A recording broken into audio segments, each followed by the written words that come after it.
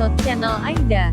Terima kasih Anda tetap setia menunggu update berita terbaru dari kami. Sebelum menonton, untuk kemajuan channel kita, kami harap Anda untuk like dan subscribe, serta nyalakan lonceng notifikasi, agar Anda tidak ketinggalan berita terbaru kami.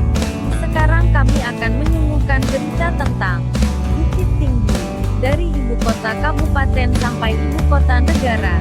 Semasa pemerintahan Belanda dahulu, Bukit Tinggi oleh Belanda selalu ditingkatkan perannya dalam ketatanegaraan. Dari apa yang dinamakan Gemeentelijk Resort berdasarkan STBL tahun 1828.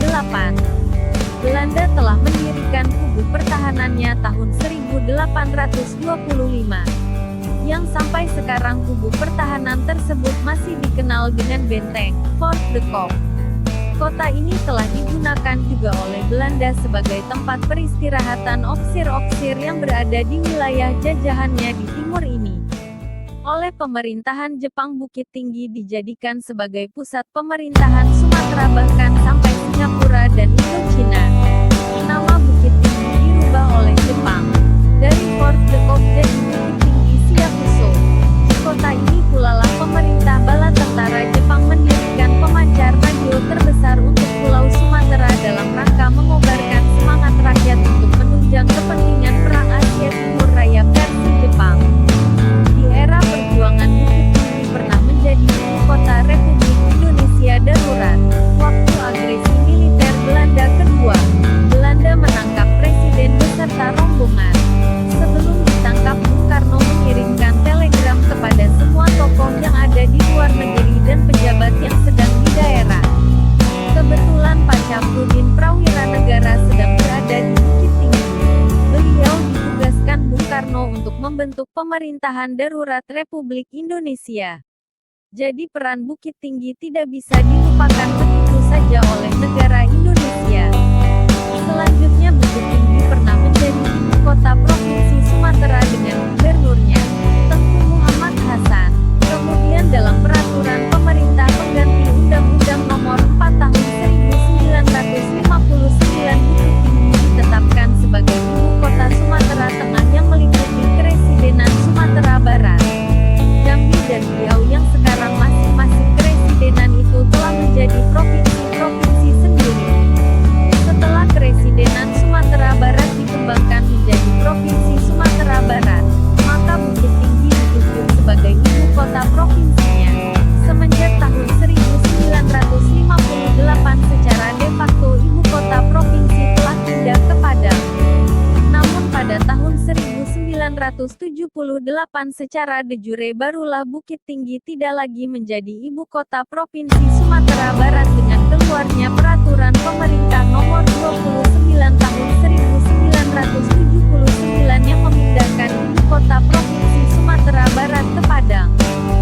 Saat ini Bukit Tinggi kembali jadi kota madya, kota yang penuh sejarah perjuangan, kota yang banyak meneteskan darah pejuang dan syuhada.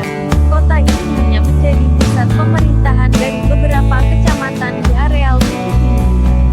Sekarang marwahnya yang dulu kota yang beresensi perjuangan, karismatik dan berlevel internasional, telah pudar secara perlahan. Selama itu telah tercatat beberapa orang wali kota dan PLT Kota Madya Bukit Tinggi.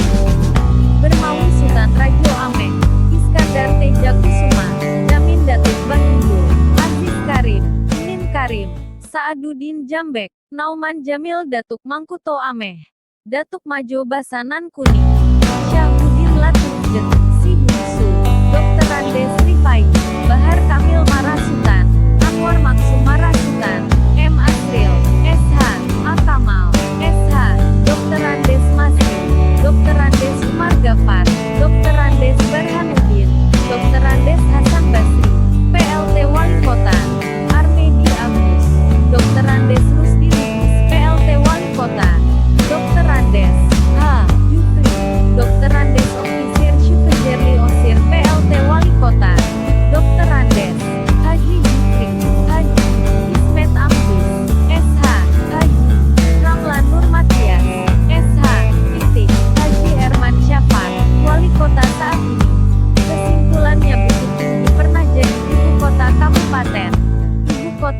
Provinsi, Ibu Kota Sumatera Tengah, jadi pusat pemerintahan Jepang di Sumatera dan Indochina. Bukit Tinggi pun pernah jadi ibu kota Republik Indonesia. Setelah ditelusuri tidak ada kota sekomplit Bukit Tinggi.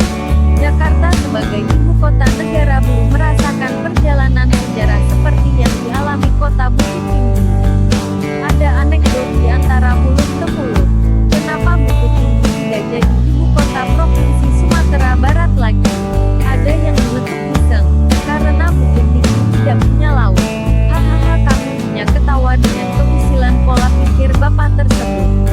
Tapi tidak masalah sih, kita tambahkan saja ke catatan pojok kita. Nanti di episode berikutnya kita bahas soal perpindahan ibu kota Sumatera Barat dari Bukit Tinggi ke Padang. Sabar ya, demikianlah kisah ringkas tentang Bukit Tinggi, kota wisata ini. Semoga bisa bermanfaat untuk kita semua. Sampai jumpa lagi di kisah yang lain. Dan di channel